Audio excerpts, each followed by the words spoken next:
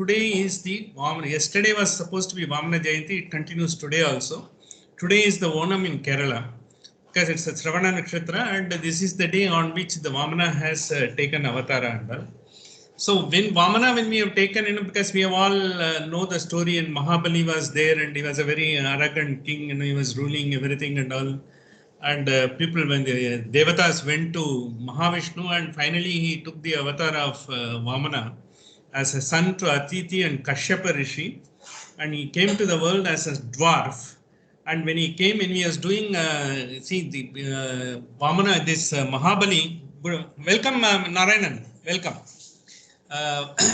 This Mahabali, he is basically a very powerful man. Welcome, Mr. Narayan. Welcome. Good morning. Good morning.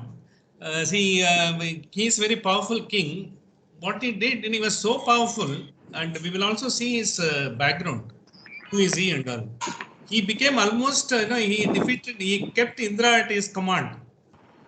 Even Indra got, because he was so powerful, he couldn't do anything and all.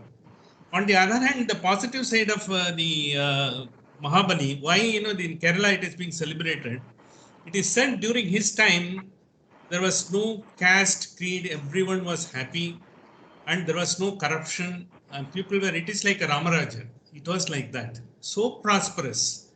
And he is also a Vishnu Bhakta, though he is supposed to be from Daitya, because Ratasa, he is supposed to be a great Vishnu Bhakta. He has come from the lineage of Prahalada. He is in fact a grandson of Prahalada. So his father is a Virochana, and his mother is also a great lady who was a Vishnu Bhakta. So he has come in that lineage. So Prahalada, whatever he had achieved in Narsimhavatara, and the same continues in the lineage. But then he being a powerful, he thought, because he would like to, he will not leave anyone, who is not under his command. That's how he went about. He is a king. And he was advised by Shukracharya. And Shukracharya said, now you have almost, got this, this Indra. And now this fellow will go and complain, because all devatas will go and complain, there will something happen. To avoid that, you do one great yajna, which is equivalent to 200 Ashwamedas. So you invoke, the Mahavishnu in that, and once you get that, I think no one can assail you. You are the king of the entire world, that's how, he has given him advice. So he followed Shukracharya. This one, when devatas were finding it, he has almost grabbed the power of Indra.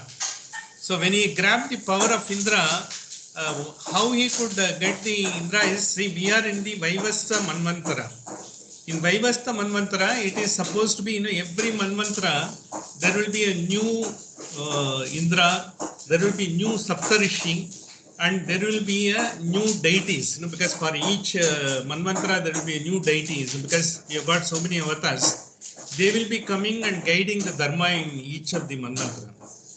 In fact, Mahabali, by virtue of his Vishnu Bhakti as well as his capability, he was supposed to be becoming a Manvantara in the next Manvantara, which is called Swarni. We are in the Vaivasta Manvantara. In the next Swarni Manvantara, he is supposed to be the Indra, Mahabali. Anyway, he is already due to become an Indra. But he wanted to jump the queue. He says, I am powerful, why can't I become Indra right now? Because I am so powerful. He was advised by Shukracharya. Shukracharya is the guru to all Daityas. And apart from that, he has come from the great lineage of Prahalada, and where the Vishnu Bhakti was there all through his family and all. So he wanted to get that. So this is how the entire story goes. Finally, when he conducted that yaga, and Vishnu came, having been born as a son of Aditi as well as Kashyapa Rishi, he came there so that he wanted to, because he is also very, very happy about Mahabali. He had all the compassion for him. He knows he is a great Bhakta, but he is being misguided, because of his ambition. Anyway, he was due to become an Indra in the next Swarni Manvantara, but he doesn't want to wait. Because sometimes we may see in our organization, the number 2 always works through his channels to become a number 1 and replacing number 1. Sometimes it misfires. So this is exactly happens. Those who are in the government as well as they could always see how people do work for their position and power and all. This is exactly happened, but in this case, he was advised by Daitya Guru Shukracharya. That's how it happened. So when it happened, he was willing to do anything for Vishnu. He is a great Vishnu Bhakta. He is not. When he came as a Vamana, he couldn't recognize he is Vishnu. So when he came to Yajna, see, when he came to Yajna, you will have to give anything, that is being asked by anyone. Like, here, as we have seen, Nachiketa's father, he has to give whatever he has to give because he was doing the Vishwajit Yajna at that point of time. So likewise, he has to offer that and all. So when he then with a dwarf, Vamana, he came and asked for only 3 steps of a land, to make Yajna to do Yaga. That's what he asked. So then when he offered, the first step, and then he became so big and he measured the entire earth. And with the second one, he just took the entire cosmos. The third step, he didn't find any place to place, and he finally put it on his head. This is the normal story that goes. This is Ulhadanda Perumal. We have got a big temple in Kanchipuram as well as in Tirukovilur, a very famous place is there. And they have also got the Mangalasasanam by all the Alvars that is there.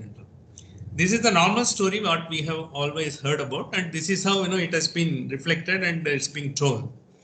But it has got a great knowledge behind it, great purpose behind this. In Vedas, the entire Veda, when the Vamana Avatara is being talked about, Veda, there is one particular verse which talks about this.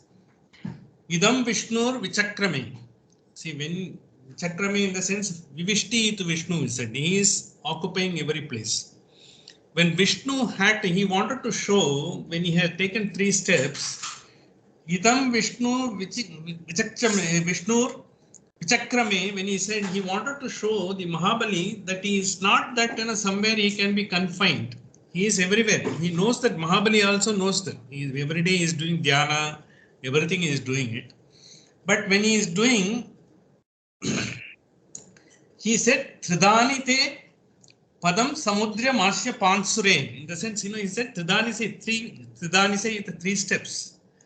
When he wanted to show him Padam Samudra Masya, all 3 steps, it has got 3 meanings on that.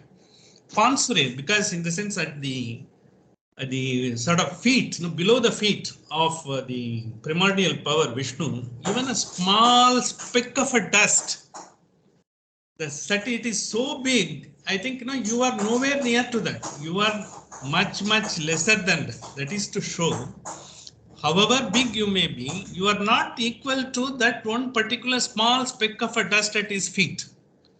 The first feet when he measured, he showed, because Vivishti, he is everywhere. So when he is there everywhere in the sense, because we every day, we have got Salagrama in our house, we have got Pratimas in our house. We just confine it into a Sal Samputam and then we keep it there. Every day we do, because whenever, every day you can make Abhishekam also or weekly once as the case may be, as the Sampradaya, you do it. You are confining the entire God into your Samputa. It is like a Vamana. You have kept him. But once he is everywhere, once you get into him, when you are doing dhyana, he is Vivishti iti Vishnu. He is all pervading. Once you know that, he is omnipresent. When you take and do the puja for that Salagrama and all, you recite the mantras, you take, that the Vishnu is there or whoever his Ishtadevata is there, and you do that. When you do that, he is omnipresent everywhere and all. And finally, just to show him the second step, when he has taken the entire cosmos, the first step is to show that he is being confined into a small figure of Vamana, but he is the one, who is everywhere. And the second step, he said, he is all pervading, Vivishti. And the third step, when he has put it on hand, how you will get that? The entire, because you can't describe the primordial power.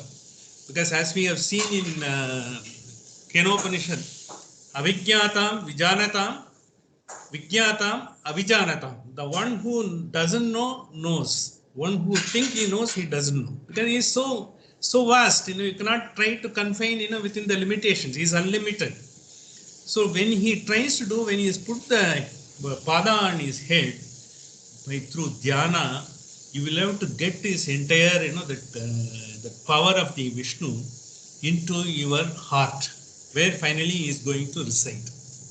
This is exactly because he is not only, because he is in a small place, you think, it is a Vishnu. And finally, he is omnipresent everywhere and all. He is a Pratibimba because he is there in you also. But how you will get the Pratibimba? Finally, through the dhyana. And finally, you get the Sahasrara Chakra. Through that, when you do the dhyana, finally you get it. This is the Vedic meaning of the entire Vamana Avatara and purpose of it. But as a story, when we tell, because God is so omnipresent, omnipotent, and he is all pervading, so that you have to feel yourself simple. And you are not even equivalent to one speck of a dust, which is, below his pada. So in this context, I will try to tell, some occasion we will also do this Vedanta Desikan, Vishishtadvaita. He has written a great work called Paduka Sahasram. The Paduka Sahasram is nothing but the Paduka of the Ranganatha in Sri Ranga. How he has not talked about anything. He has talked about only the Paduka and Sahasram. He has made 1000 great kritis on that, the mantras on that. That is a great exposition considered to be a classic in this entire spiritual literature. So that means, because basically why when we go to the temple, you take, you take the Mangalarati and you also take Tirtham, and finally you get, in Vaishnava temples in the Chadari is there, because the Pada is there, that is put on your head. It is not that blessing. Basically, it make you think you are not even, you can't even perceive even a speck of a dust at his feet. You are so small to bring the humility. You are just so small, so you will have to do whatever is best to get his blessings. This is how has been brought about. This is the concept, that has been taken in here also. That's why, in all your pasuram, we will also see, even Tirupavai also, Ongi Ulagalanda Uttaman Perbadi, when he says, Ongi Ulagalanda, you have to feel you are so simple, and to get his grace, what are all the things you will have to do?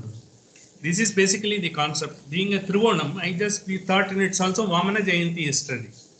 So the Vamana Jayanti and the concept of the story as well as the concept, all the three things have come together, and in Kerala it's being celebrated in a very big way, because during his regime everything was hunky-dory.